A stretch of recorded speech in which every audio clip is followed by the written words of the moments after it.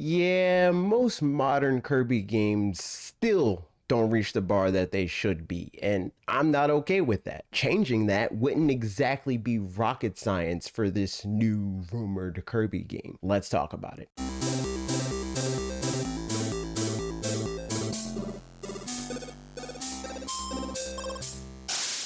My favorite thing about what we do here at fanatixfour is creating videos centered around the before, during, and after of video game releases. Whether I originally intended it to be this way or not, we usually end up documenting this process by first expressing our desire for a given game to happen, giving thoughts on the eventual reality of the game we wanted actually happening later on, and then after the dust settles on what came of that build-up, talking about what decisions made in that given game could or should mean for the next game down the pike. If you enjoy talking about stuff like this, or it sounds like something you would enjoy if you gave it a shot, why not subscribe and join our Discord community, which is linked in the description. So we can do exactly that with all of the Nintendo games, not just this Kirby game here. When Kirby Star Allies released a few years back, I made a set of before and after videos highlighting my thoughts on the state of Kirby games and how they weren't reaching the full potential of the franchise at the time, and how they didn't really seem to be full effort attempts at doing so. I understand that many diehard Kirby fans love Kirby Star Allies for the reverence it shows to characters and settings from past Kirby games. I get that many people assume that in order for the series to remain approachable, it must also remain stagnant, and I also understand that a lot of fans of long-running franchises tend to pine for games to remain largely unchanged with little more than visual boosts and small tweaks to the formula, if any. I think it's hard to deny that settling for this approach results in games that are far from full effort attempts with a budget befitting of a franchise as iconic and beloved as Kirby. And here we are, 4 full years after the Kirby Star Allies release, and potentially a year at most away from the release of the next game in the franchise. I'd assume, anyway, for several reasons, the most of which being recent comments from many different developers over at HAL Laboratory expressing their excitement for what's next. Most recently, the director for Kirby Star Allies said he's trying new things every day,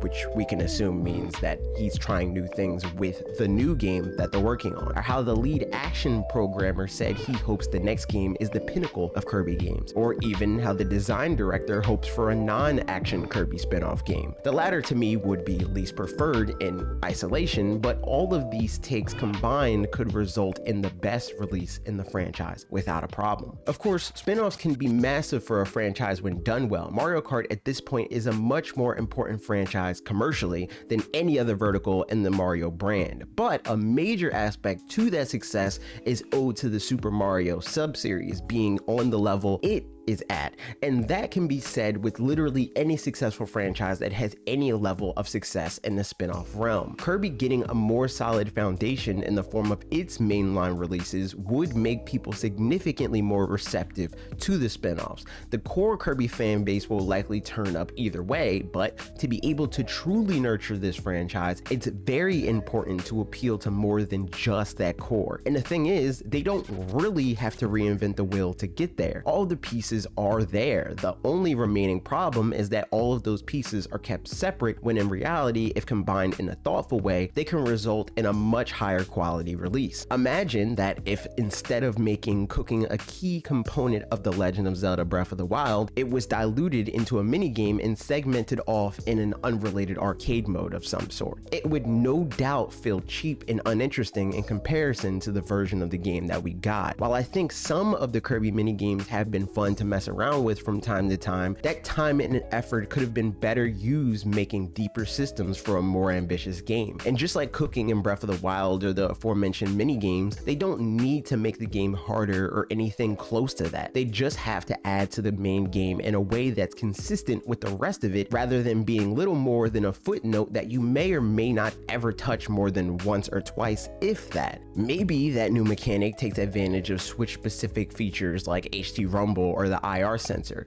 Maybe they find some motion related experience. Maybe they incorporate things that they learned in past spin-off titles. And though coming up with those ideas is a lot harder than simply saying those ideas should exist, I couldn't say for sure what I think those ideas should be, because I don't know what the main theme of the game that they're working on is to say specifically what I think these mechanics or systems would be, of course. But even without knowing that much, I do know for sure that getting this and this alone right could make Kirby games feel closer to the level of Nintendo's heavy hitters than they ever have before. The elephant in the room here is, and has been for a long time now, looking into 3D. This is another thing that Kirby fans love to push back against, and I get it because people suck at accepting change. What's refreshing here is the fact that in this case, at least HAL seems to already be in the right headspace with this, seeing as though they've mentioned their desire to have Kirby follow in the footsteps of pretty much every other major Nintendo franchise to date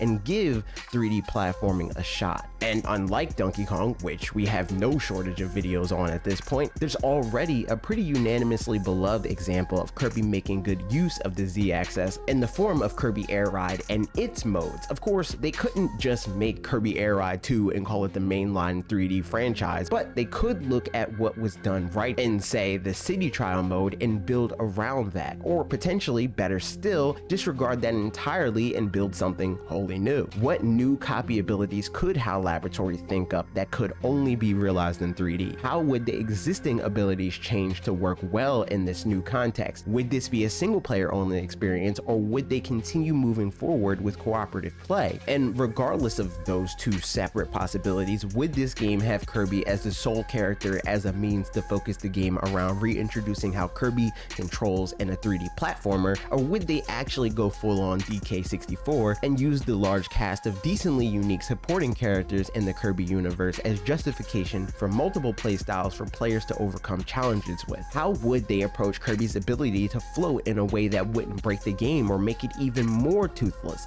All of these are questions I'm sure people have and may even ask borderline rhetorically in the comment section in bad faith without watching the full video. But this is what should be most exciting about the prospect of trying new things. Finding good solutions to questions like this is what game design should be about, and that to me is the best part about being a fan of games. I can't wait to see what new experiences come of the hopefully creative solutions to all of these problems and questions. Either way, whatever they do bringing Kirby games into the third dimension with that quality Nintendo AAA treatment could easily have the Kirby franchise experience a similar trajectory to that of the Zelda series if they get this right. And I don't care how satisfied you may personally be with the existing Kirby games as a diehard fan, I genuinely don't believe that kind of evolution could truly be seen as anything but a good thing for literally any franchise. There's validity to the claim that not every game needs to be AAA, but I have a hard time buying that no game in any given long-running successful franchise shouldn't at least try their hand at giving it a shot to see what that would mean for that individual franchise. There's plenty of room for growth here for Kirby, and this franchise could be fitting for a more grand platforming experience that wouldn't have to be this super try-hard game that a lot of Kirby fans seem to think I want whenever I bring up the concept of making a more ambitious Kirby game. But those are my thoughts on the future of Kirby. What do you want to see in this new Kirby game that they've apparently been working on and teasing for the last few years? And if you're one of the people that would be fine with the Kirby franchise continuing as is